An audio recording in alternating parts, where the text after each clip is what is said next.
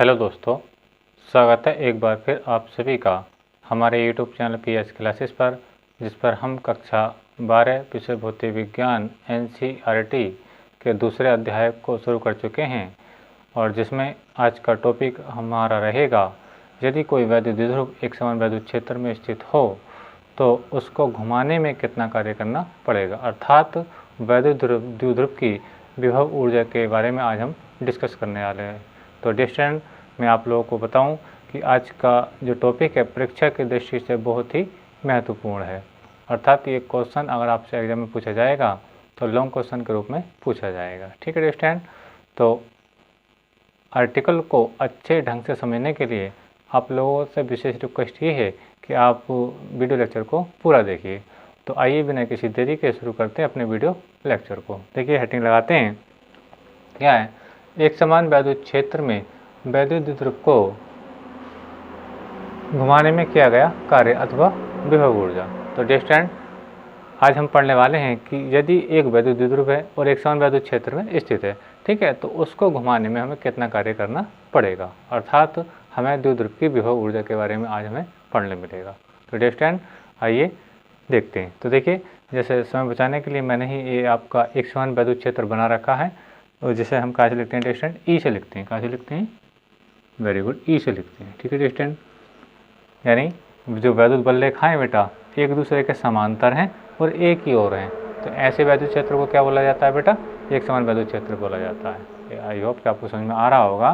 मैं कह रहा हूँ कि यदि वैद्युत बल रेखाएं एक ही डायरेक्शन में हो और एक दूसरे के समांतर हों, ठीक है, और एक दूसरे बराबर दूरी पर हों, तो ऐसा क्षेत्र क्या कहलाता है बेटा, ऐसा क्षेत्र कहलाता है एक समान वैद्युत क्षेत्र। ठीक है डिस्टेंट, अब इसमें क्या है बेटा, एक द्विध्रुव है। क्या है, देखिए मैं द्विध्रुव की स्थिति दिखाऊं आप लोगों को। तो मान लीजिए डिस्टेंट आपकी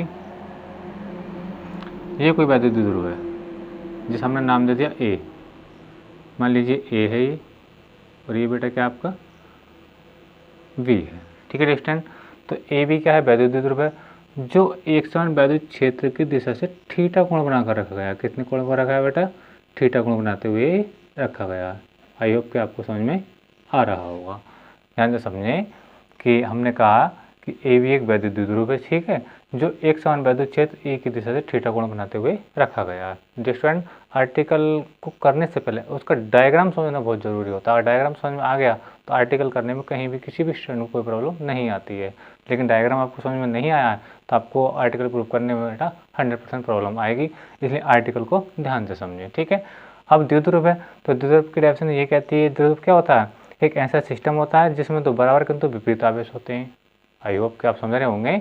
हमने आपको अपने इसी चैनल पर आपके जो पहला अध्याय पढ़ाया था, ठीक है, उसमें आपको बताया था वैद्युत द्विध्रुव की परिभाषा। एक ऐसा निकाय जिसमें दो बराबर किंतु विपरीत आवेश एक दूसरे से अल्प दूरी पर स्थित, क्या कहलाता है, वैद्युत द्विध्रुव कहलाता है। तो ठीक है, जिसके ए सिरे पर बेटा क्या है आपका प्लस क्यू आवेश है और बी सिरे पर क्या है बेटा आपका माइनस क्यू आवेश है। ठीक है डिस्टेंट, और इसके जो द्विध्रुव के बीच की जो लंबाई होती है, अर्थात द्विध्रुव के जो आवेशों के बीच की दूरी होती है बेटा वो कितनी होती है, 12 के बराबर होती है। मान लीजिए वो 12 डिस्टेंट वो ये है, यानी ए से बी तक की दूरी कितनी बेटा आपकी 12 है। ठीक है, आई होप का आपको समझ में आ रहा होगा। ठीक है, अब एक बार फिर से अपनी लैंग्वेज को रिपीट करता हूँ कि मैंने क्या कहा, कि हमने कहा कि माना ए भी एक वैद्युत द्विध्रुव है जो एक समान वैद्युत क्षेत्र की दिशा से थीटा कोण बनाते हुए रखा गया है। ठीक है डिस्टेंट, जिसके ए सिरे पर प्लस की आवेश है, बी सिरे पर माइनस की आवेश है, और दोनों आवेशों के बीच की दूरी कितनी बेटा 12 है। ठीक है, अब हम जानते हैं बेटा जब किसी आवेशित कण को वैद्युत क्षेत्र के भीतर रखा जाता है, ठीक है, तो उस पर एक बल काम करता है जिसे हम वैद्युत बल कहते हैं। ठीक है, तो देखिए वो बल क्या होता है, यानी हम जानते हैं F बराबर QE के बराबर होता है। आई होप कि आपको समझ में आ रहा होगा। ये कहाँ से आया, वैद्युत क्षेत्र की तीव्रता की परिभाषा से। जब हमने पढ़ाया था आपको E बराबर होता है बेटा आपका F/Q0, वैद्युत क्षेत्र की तीव्रता में पढ़ाया था। अगर मैं इसमें F का मान निकालना चाहूँ बेटा तो F इजिकल टू किधर आ जाएगा, F बराबर इधर आ जाएगा, और ये इसकी गुणा हो जाएगी तो ये जाएगा बेटा Q0E।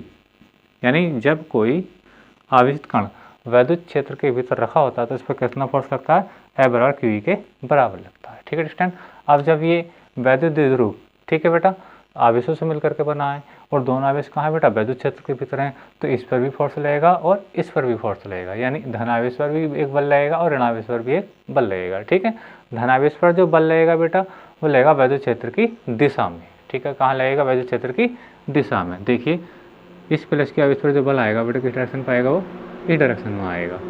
यानी कहने का मतलब मेरा ये है कि इस प्लस के आवेश पर जो बल लगेगा F बराबर किधर लगेगा बेटा, वो QE, वो ई डायरेक्शन पर लगेगा। ठीक है डिस्टेंस।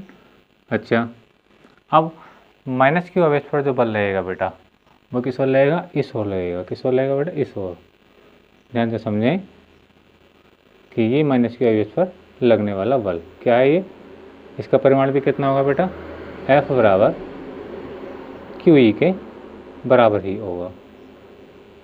ठीक है, मैं थोड़ा बड़ा लिख देता हूँ ताकि आप लोगों को समझ में आए। ठीक है स्टूडेंट, यानी प्लस क्यू आवेश पर जो बल लगता है बेटा वो कहाँ लगता है, वैद्युत क्षेत्र की दिशा में लगता है, यानी उस ओर को लगता है। और माइनस आवेश पर जो बल लगता है वैद्युत क्षेत्र की विपरीत दिशा में लगता है। ठीक है, यानी वो जो है वैद्युत क्षेत्र की दिशा है, क्योंकि वैद्युत बल लेखा सब उधर की ओर जा रही है। ठीक है, तो वैद्युत क्षेत्र बेटा उस ओर को है, जबकि ये क्या है बेटा, वैद्युत क्षेत्र की विपरीत दिशा में है। तो धनावेश पर जो बल लग रहा है यानी प्लस क्यू चार्ज पर जो बल लग रहा है वो वैद्युत क्षेत्र की दिशा में लग रहा है। ठीक है, और जो माइनस आवेश पर जो बल लग रहा है वैद्युत क्षेत्र की विपरीत दिशा में लग रहा है। अब देखिए ध्यान से स्टूडेंट कि ये जो बल है, एक ये वाला बल और एक ये वाला बल, तो ये द्विध्रुव को घुमाने का प्रयास कर रहे हैं। क्या कर रहे हैं बेटा, मान लीजिए कि ये मेरे हाथ में बेटा क्या है, एक द्विध्रुव है। ठीक है, तो इस सिरे पर जो फोर्स लग रहा है वो इस ओर को लग रहा है, तो यानी वो द्विध्रुव इस टाइप से घूमेगा, और जो इस फोर्स नीचे वाले सिरे पर जो फोर्स लग रहा है बेटा वो इस टाइप से लगेगा, इस टाइप से। देखिए ध्यान से, यानी एफ जो ये वाला जो एफ है और ये जो एफ है द्विध्रुव को वैद्युत क्षेत्र में घुमाने का प्रयास कर रहे हैं। ठीक है बेटा, अब देखें ध्यान से कि एफ बराबर क्या है, QE। एफ बराबर क्या है बेटा, ये भी QE है। तो अब हम देखें कि ये दोनों बल एक दूसरे के बराबर भी हैं बेटा, एक दूसरे कहते हैं बेटा ये बराबर हैं। ठीक है, और एक दूसरे के विपरीत भी हैं। बराबर किस लिए, क्योंकि ये भी QE और ये भी QE। विपरीत किस लिए, क्योंकि उसकी डायरेक्शन वैद्युत क्षेत्र की दिशा में है, इसकी डायरेक्शन वैद्युत क्षेत्र की विपरीत दिशा में है। ठीक है स्टूडेंट। अच्छा, और एक दूसरे कैसे हैं बेटा, ये समांतर भी हैं। कैसे हैं बेटा, ये समांतर, यानी ये लाइन इस लाइन को कभी भी आगे पीछे हम बढ़ाएं इस टाइप से, बात को समझें, यानी ये एफ की डायरेक्शन और ये वाली एफ की, अगर हम इसको इस टाइप से बढ़ाने का प्रयास करें बेटा तो ये कभी भी नहीं काट पाएंगे। तो एक दूसरे के बेटा समांतर भी हैं। ठीक है, अभी समांतर है तो ऐसे बल को बोलते हैं हम बेटा प्रत्यानयन बल, यानी ये एक बलयुग्म का निर्माण कर रहे हैं। किसका निर्माण करना है बेटा, एक बलयुग्म का निर्माण कर रहे हैं। बलयुग्म बलों का जोड़ा, यानी एक बल ये और एक बल ये। ठीक है स्टूडेंट, तो ये बलयुग्म क्या कर रहा है, एक द्विध्रुव को घुमाने का प्रयास कर रहा है इस ओर को, यानी इसे वैद्युत क्षेत्र की दिशा में लाने का प्रयास कर रहा है। ठीक है स्टूडेंट, तो देखिए अब हम इसी के बारे में पढ़ेंगे। मैं इसको थोड़ा रब कर देता हूँ, अब आपको समझ में आ चुका होगा। देखिए ध्यान से समझें। अब द्विध्रुव पर लगने वाले बलयुग्म का आघूर्ण, द्विध्रुव पर लगने वाले बलयुग्म का आघूर्ण। देखिए द्विध्रुव पर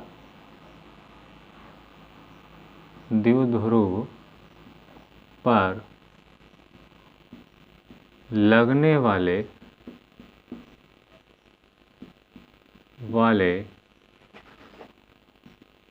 बलयुग्म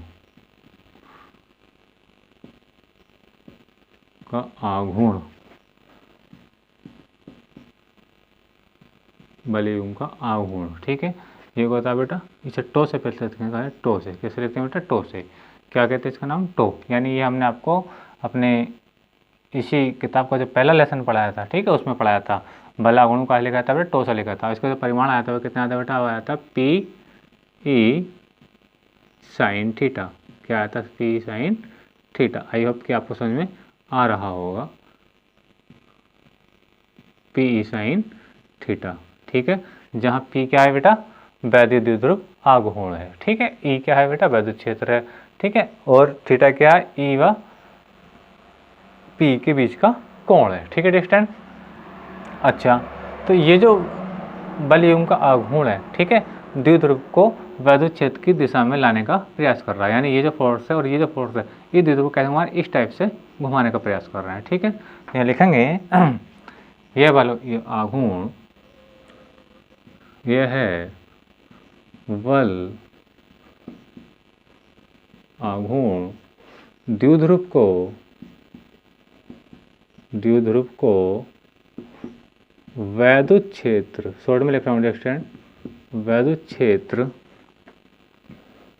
की दिशा में लाने का प्रयास करता है। क्या करता है? प्रयास करता है। ठीक है स्टूडेंट, आई होप का आपको समझ में आ रहा होगा कि ये जो आपका बल आघूर्ण है, ठीक है, इस द्विध्रुव को किसका लाने का प्रयास कर रहा है? वैद्युत क्षेत्र की डायरेक्शन में लाने का प्रयास कर रहा है। ठीक है स्टूडेंट, अब हमें तो इसको थीटा कोण घुमाना है। कितना कोण घुमाना बेटा? थीटा कोण।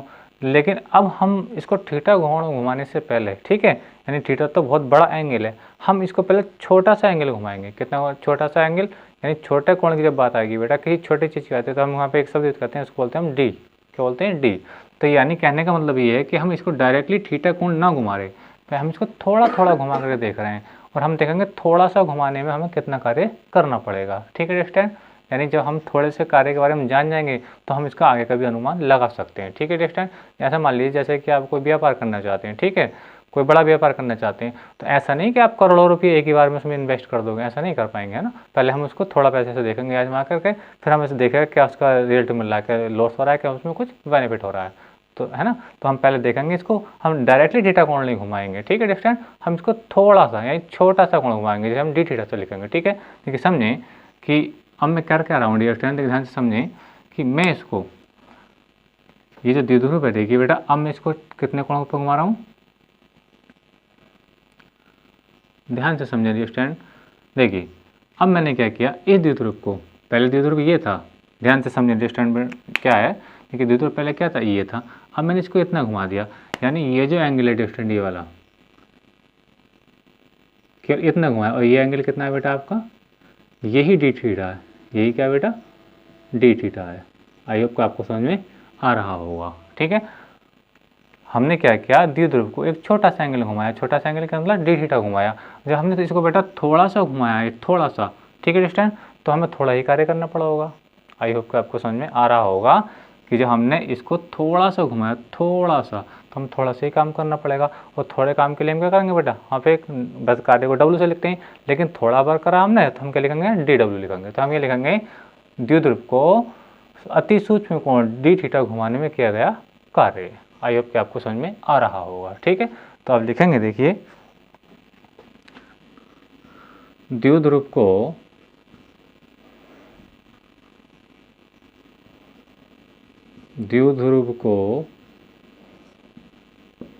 अति सूक्ष्म कोण डी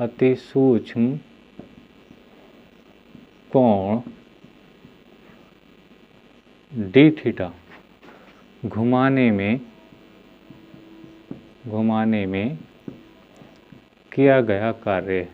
किया गया कार्य, ठीक है बेटा। तो कार्य को लिखेंगे W से, क्या से लिखेंगे बेटा, W से। ठीक है, तो देखिए W बराबर क्या हो जाएगा, W बराबर हो जाएगा आप लोगों का W, लेकिन यहाँ पर W यूज नहीं करेंगे, हमने छोटा सा बरकरार उसको छोटा सा घुमाया, तो यहाँ क्या लगाएंगे बेटा, D लगाएंगे, क्या लगाएंगे, DW। ठीक है, अब कार्य बराबर क्या होता है बेटा, बल गुणा विस्थापन होता है। कार्य बराबर होता है क्या बेटा, मैं अलग से लिख कर बताऊँ, कार्य बराबर होता है आपका, बराबर होता है बेटा बल गुणा विस्थापन। ये काय का फार्मूला है, कार्य का फार्मूला है। ठीक है स्टूडेंट, बात समझ में आ रही है। तो ये फार्मूला बेटा तब लगता है जब विस्थापन रेखीय होता है। क्या होता है बेटा, विस्थापन रेखीय होता है। जैसे मान लीजिए कोई वस्तु यहाँ थी, ठीक है, इसको उठा करके यहाँ ले आए, यानी यहाँ से उठा करके कहाँ रख दिया, इसको यहाँ रख दिया, तो ये तो रेखीय विस्थापन हो गया, उस कंडीशन पे ये फार्मूला लगता है बेटा।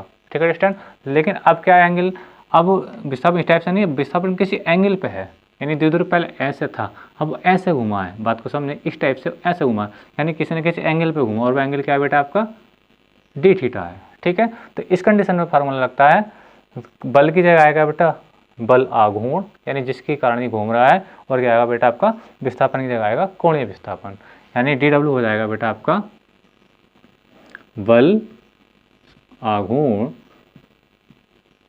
थोड़ा बड़ा लिख देता हूँ, बल आघूर्ण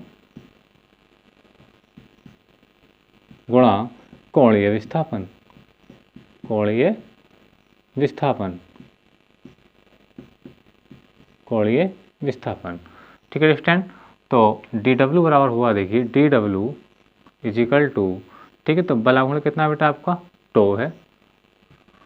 ठीक है स्टूडेंट, और कोणीय विस्थापन कितना आपका, कितना एंगल है, D theta, D theta. I hope आपको समझ में आ रहा होगा। अब देखिए टो का मान रख दीजिए, चाहे इसको समीकरण 1 कह दीजिए। ठीक है स्टूडेंट, समीकरण 1 से टो का मान रखिए तो डी डब्ल्यू आपको मिलेगा बेटा, डी डब्ल्यू हो जाएगा, देखिए मान रखिए P E sine theta, P E sine theta, और ये वाला क्या है बेटा, डी थीटा। आई होप कि आपको समझ में आ रहा होगा। यानी हमने डी डब्ल्यू का मान निकाल दिया, हमने क्या किया, टो का मान यहाँ से यहाँ पे पुट कर दिया, तो डी डब्ल्यू बराबर आ गया बेटा P E sine theta into D theta. आई होप कि आपको समझ में आ रहा होगा। तो हमें ये पता चल गया कि हमें इस छोटा सा एंगल घुमाने में इस द्विध्रुव को कितना काम करना पड़ रहा है, यानी P E sine theta into D theta के बराबर हमें कार्य करना पड़ रहा है। ठीक है स्टूडेंट, अब हम क्या करेंगे, अब हम इसको यहाँ से यानी जो इसकी प्रारंभिक स्थिति, अब इसको क्या करेंगे, थीटा कोण घुमाएंगे, क्या करें, इससे घुमाएंगे हम थीटा कोण घुमाएंगे। ठीक है, आई होप आपको समझ में आ रहा होगा। नहीं, मैं फिर से बताऊँ, देखिए अब हम क्या कर रहे हैं कि द्विध्रुव को, ठीक है, अब पूरे एंगल पे घुमा रहे हैं, कितने पे कर रहे हैं, पूरे थीटा कोण पर घुमाएंगे। ठीक है, तो अगर द्विध्रुव यहाँ था, ठीक है बेटा, इसकी प्रारंभिक स्थिति है, क्या है बेटा, प्रारंभिक स्थिति, तो प्रारंभिक स्थिति में हम थीटा मानेंगे थीटा 1। आई होप आपको समझ में आ रहा होगा। जब इसको द्विध्रुव को इस टाइप से घुमाएंगे, इस टाइप से लेकर के आएंगे, तो ये इसकी अंतिम स्थिति आएगी, इस अंतिम स्थिति का थीटा माना जाएगा बेटा, क्या माना जाएगा, थीटा 2 माना जाएगा। ध्यान से समझें, मेरा कहने का तात्पर्य बेटा ये है कि जब द्विध्रुव की प्रारंभिक कंडीशन ये थी, ठीक है, तो इस स्थिति में हम थीटा 1 लेंगे, और जब इसको पूरे एंगल घुमा देंगे, थीटा कोण घुमा देंगे, तो इस टाइप से जब ये तुम्हारा द्विध्रुव आ जाएगा घूमकर इस टाइप से, ठीक है, तो उस स्थिति में हम क्या मानेंगे, थीटा 2 मानेंगे। ठीक है स्टूडेंट, तो देखिए अब लिखेंगे हम, माना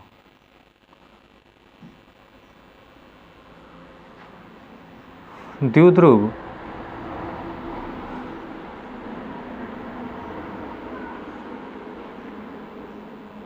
को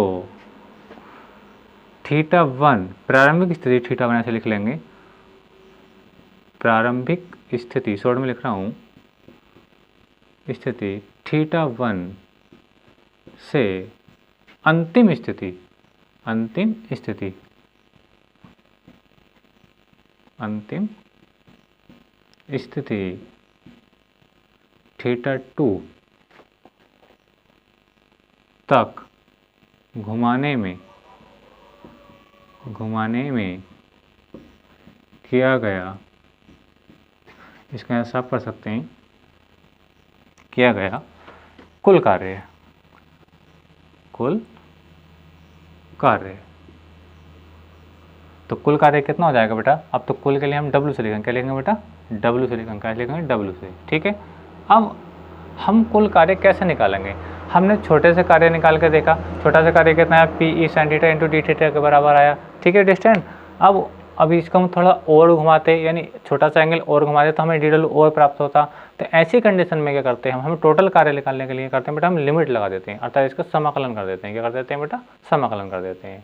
आई होप कि आपको समझ में आ रहा होगा कि इसका जो टोटल कार्य निकाला जाएगा द्विध्रुव को थीटा कोण घुमाने के लिए, ठीक है, बात समझ में आ रही है, तो इसको हम मानेंगे, इसका हम क्या करेंगे, समाकलन कर देंगे बेटा। ठीक है, समाकलन कैसे करते हैं ज़रा ध्यान से समझें, तो यहाँ पे इंटीग्रेशन का चिन्ह लगा देंगे, यानी ये समाकलन का चिन्ह है, और किस पर लिमिट लगाएंगे बेटा, डी डब्ल्यू पर, किस पर बेटा, डी डब्ल्यू। अब आएगी बात अपनी लिमिट कहाँ से कहाँ तक लगेगी, तो प्रारंभिक स्थिति क्या थी बेटा, मान लीजिए मैंने इस कंडीशन में ये माना है थीटा, है ना, प्रारंभिक स्थिति में थीटा कितना माना है, थीटा 1 माना है, कितना माना है, थीटा, तो ये रहेगा बेटा आपका थीटा 1, और जब ये घूम गया इस टाइप से तो हमने क्या माना है, थीटा 2 माना है। ठीक है स्टूडेंट, तो ये रहेगा आपका थीटा 2। आई होप कि आपको समझ में आ रहा होगा। तो इसकी लिमिट रही बेटा आपकी lower limit theta 1, upper limit theta 2। ठीक है, अब डी डब्ल्यू का मान लिख दीजिए, डी डब्ल्यू क्या रहेगा, देखिए स्टूडेंट, तो ये रहेगा डब्ल्यू बराबर लिमिट थीटा 1, और ये रहेगा बेटा आपका थीटा 2, ध्यान से समझें, थीटा 2। अब डी डब्ल्यू का मान है क्या है बेटा, ये P E sine theta into D theta. आई होप कि आपको समझ में आ रहा होगा। अंडरस्टैंड। चलिए अब मैं थोड़ा ऊपर से रब कर देता हूँ। अंडरस्टैंड। आप इसको वीडियो को पॉज करके इसे पहले नोट कर लीजिए। अब मैं थोड़ा इसको ऊपर से रब करूँगा ताकि मैं इसका आपको शेष आर्टिकल समझा सकूँ। तो आप इसको अपने नोट्स में नोट कर लीजिए। अभी मैं इसको ऊपर से थोड़ा साफ करूँगा। ठीक है अंडरस्टैंड। आप लैंग्वेज बिल्कुल यही लिखेंगे। कैसे स्टार्ट करेंगे? माना ए भी एक वैद्युत द्विध्रुव है जो एक समान वैद्युत क्षेत्र की दिशा से थीटा कोण बनाते हुए रखा गया है। ठीक है, ये अपनी लैंग्वेज है। और यहाँ से बेटा आपका ये आर्टिकल यहाँ से शुरू हो चुका है। तो आप इसको पॉज, वीडियो को पॉज करके इसको नोट कर लीजिए। अब मैं इसको थोड़ा ऊपर से साफ करूँगा अंडरस्टैंड, ताकि आपको जो पूरा आर्टिकल है आपको क्लियरिटी के साथ सामने इसको स्क्रीन पर दिखाई दे। चलिए कर लीजिए साहब। आई होप कि आप नोट कर चुके होंगे। ठीक है, अब मैं इसको साफ कर देता हूँ थोड़ा। तो फाइनल कंडीशन है, हम अपने इसको अपने पास रहने देंगे। फाइनल कंडीशन अपनी है, ध्यान से समझें।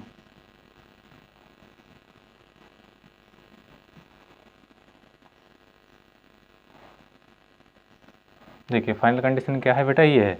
तो W का मान हम निकाल रहे हैं। तो W इजिकल टू, अब देखिए बेटा P क्या है? वैद्युत द्विध्रुव आघूर्ण है, ये कांस्टेंट है। ठीक है, यानी हम समाकलन जो करेंगे, जो कांस्टेंट वैल्यू इसका समाकलन नहीं करेंगे। यहाँ P क्या है बेटा? वैद्युत द्विध्रुव आघूर्ण, ये कांस्टेंट है।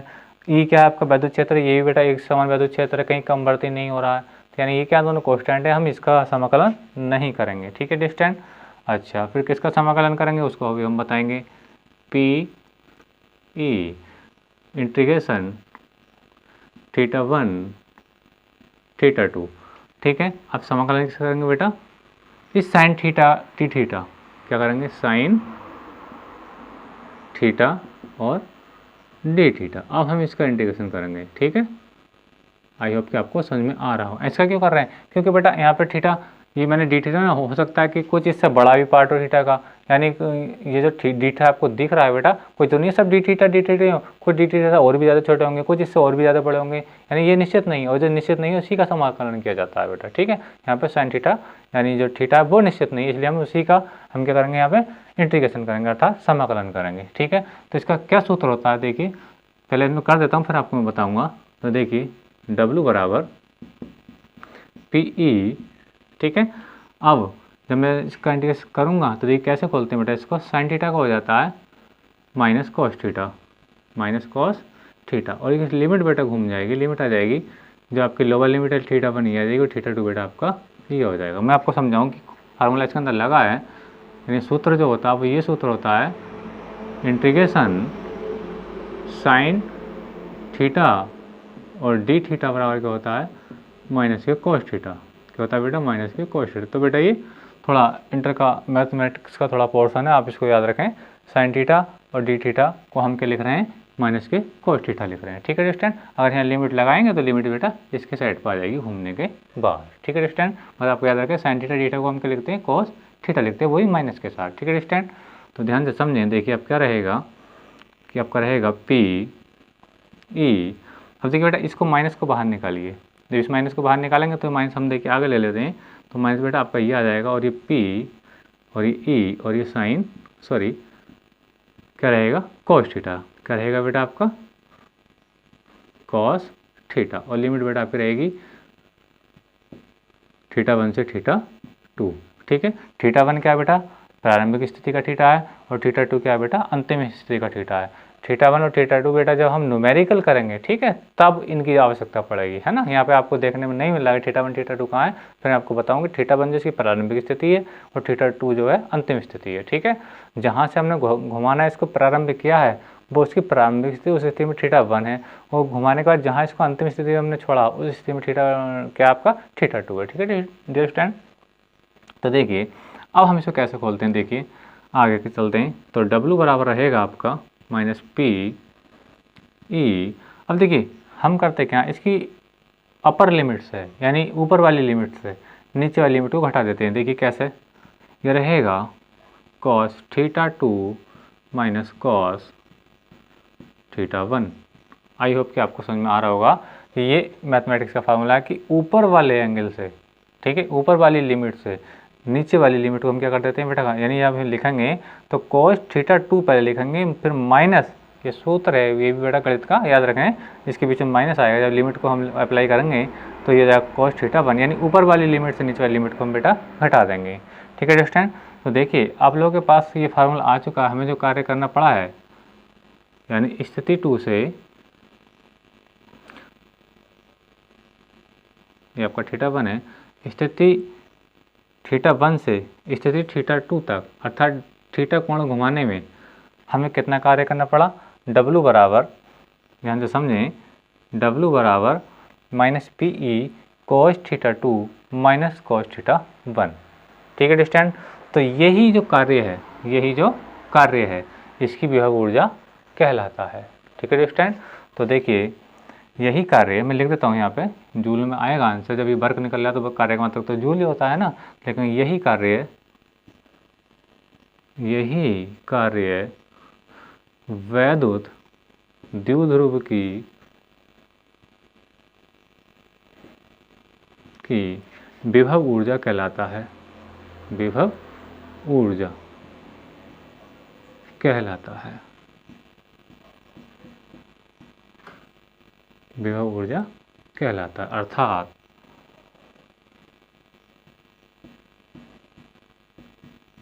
अर्थात U बराबर W। ठीक है स्टूडेंट, तो U बराबर W का मान रख दीजिए। चलिए मैं थोड़ा ऊपर से लिख देता हूँ, क्या रहेगा ये, U बराबर क्या रहेगा बेटा, W रहेगा, और U बराबर आएगा आपका W का मान क्या, देखिए ये है माइनस पी ई ब्रैकेट में cos theta 2 minus cos theta 1। ठीक है स्टूडेंट, तो ये कहलाएगी वैद्युत द्विध्रुव की विभव ऊर्जा, और इसका आंसर कहाँ में आएगा बेटा, जूल में आएगा।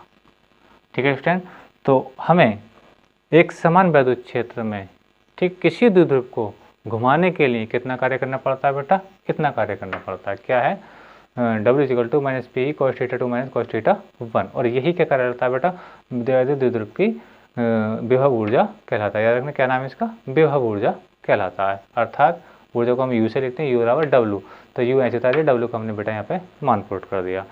तो आई होप कि ये क्वेश्चन आपको समझ में आ चुका होगा। स्टूडेंट, अगर आपको ये वीडियो लेक्चर पसंद आया है, ठीक है, तो मेरे वीडियो को लाइक कीजिए, शेयर कीजिए एंड कमेंट कीजिए। ठीक है, और आप लोग मेरे चैनल पर नए हैं तो मेरे चैनल को लाइक कीजिए एंड सब्सक्राइब कीजिए और बेल आइकन का बटन जरूर दबाइए। ठीक है स्टूडेंट, तो आज के वीडियो लेक्चर में बस इतना ही। थैंक यू, धन्यवाद, बेस्ट ऑफ लक।